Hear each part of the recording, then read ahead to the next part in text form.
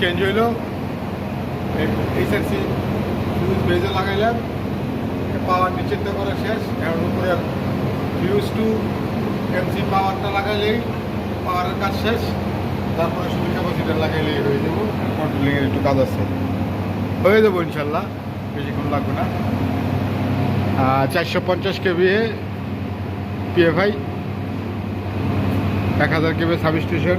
আমার এই চ্যানেলটা যারা সাবস্ক্রাইব করেন নাই অবশ্যই সাবস্ক্রাইব করবেন এবং পাশে থাকা বেল আইকনটি প্রেস করে দেবেন। এখন লোড আছে 2100, 2400, 2300, 2197, 2200, 2500, 2456, 2354, এই সব এম্পিয়ার, বুঝছাস? এর একটা ছোটো চেঞ্জ ওভার, ওইখানে বড় চেঞ্জ ওভার আছে, এসি ট্রান্সফরমার। হ্যাঁ অবশ্যই, এটা লাগানোর লেগেই তো তোমাদের বাউ করলাম। এবার ড্রাইভার বলে ইউজ করে দেবো।